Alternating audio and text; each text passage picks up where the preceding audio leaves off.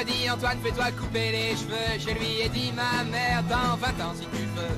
Je ne les garde pas pour me faire remarquer, ni parce que je Antoine, trouve ça quand même. beau, mais parce que Antoine, ça- là aussi, ça décoiffait à l'époque. Et c'est vrai que depuis 68 et même avant, hein, les stars de la rentrée sont quand même nos petits loups et on n'hésite devant aucun sacrifice, jusqu'à mettre des sommes considérables chez le coiffeur pour en faire des stars, des vraies stars. Alors là, je vous ai trouvé 2 endroits où les sommes Ouais. sont tout à fait bien conduites. Un salon qui a 19 ans d'existence, uniquement accès, là même maintenant 3 adresses sur les enfants.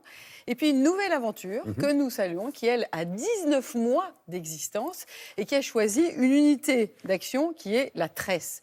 Et dans les 2 cas, vous allez voir, ça a pompé, ça a plié, levé, je ne sais plus comment on dit aussi, pour couper, pour gérer les fauteuils des enfants, etc. Un monde fou depuis une bonne semaine maintenant. Ah oui. Ça a un petit peu désempli depuis que l'école est là, mais il y a tous les retardataires. Alors, quelles sont les tendances coiffure des enfants pour la rentrée ? Il avait raison Antoine, ne pas se faire couper les cheveux, parce que le long, même pour les garçons, c'est le moment. Regardez. Oh yeah.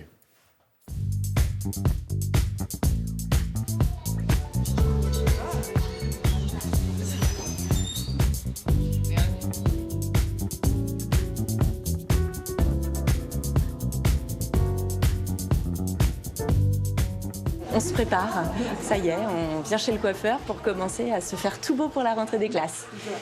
Ouais, c'est histoire de se remettre un peu dans le bain, dans l'état d'esprit de l'école et reprendre un petit rythme. Mon fils, c'est plutôt tendance footballeur.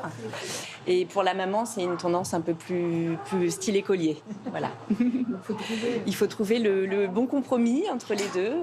Voilà, ça se passe souvent avec la complicité de la coiffeuse qui m'aide, qui est plutôt de mon côté en général. On a fait les bordures avec la tondeuse, donc ça, c'est le petit moment footballeur. Ouais.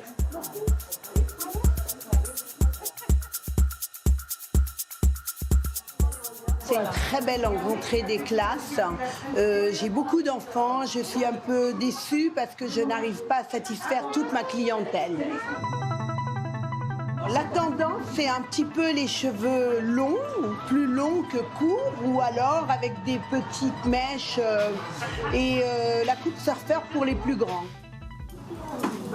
Les filles, alors ça change en fonction des copines, c'était tendance carré court, et maintenant il y a une tendance, on fait plus long, voilà. Je suis en maternelle, je vais bientôt rentrer en CP. J'ai fait des belles vanilles, des belles tresses magnifiques.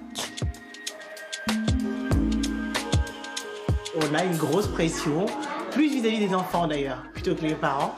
Parce qu'eux aussi ont envie d'être parfaits, donc là on y va, les petits nœuds, etc.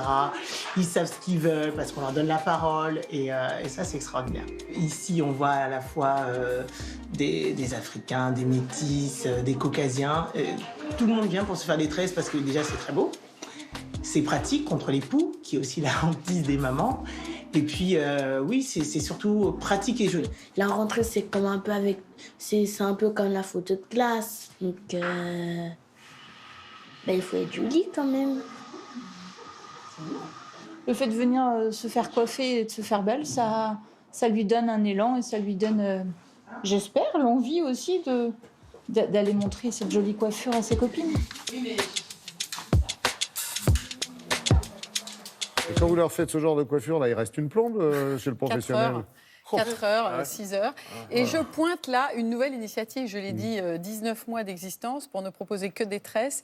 Et pourquoi ? Parce qu'il y a un vrai phénomène de métissage de notre société, voilà, avec ce qu'on appelle des familles dominos, avec des mamans qui sont caucasiennes, comme on dit dans le monde de la beauté, des mamans blanches qui ont des enfants qui, eux, sont métis ou typés africains, comme on dit dans la beauté, et qui ne savent pas trop comment s'en occuper, parce que c'est pas si évident de prendre le geste. Et Jessica Cerrito, elle a cette idée-là. Latifa Renaud, elle, depuis 19 ans, elle voit les petites têtes débarquer et elle voit la tension qu'il y a pour la rentrée. Ça reste quand même un rituel et un passage. Au passage, on salue 2 actualités. Le 10 septembre va être lancé le premier bachelor coiffure et entrepreneuriat. Je veux en parler parce que Le 15 septembre, il y aura le mondial de la coiffure. C'est le moment de faire un petit focus sur le deuxième secteur de l'artisanat. Il y a 55 000 boulangers en France, il y a 85 492 salons de coiffure. C'est 190 000 Autant emplois. que d'agence immobilière et de banque. Voilà, c'est ça. Non, mais pour remettre les choses en perspective, en ce moment, il y a des jeunes qui cherchent des filières. Il y a de quoi trouver du boulot. Ça peut être formidable, ces métiers de la coiffure. Là, on a une petite facette avec les enfants, mais il y a tout le secteur de l'homme qui fait plus 16%, là, qui est un secteur qui se réveille énormément avec le phénomène des barbiers. Donc, regardez vraiment, vous les jeunes, ce secteur qui peut être enchanteur. Vous me dites oui ou non, ça coûte une blinde ce genre de couple là? Non, c'est assez C'est la même bien chose. maîtrisé. Ouais. D'accord, ça marche. Merci Laurence, merci Philippe, merci.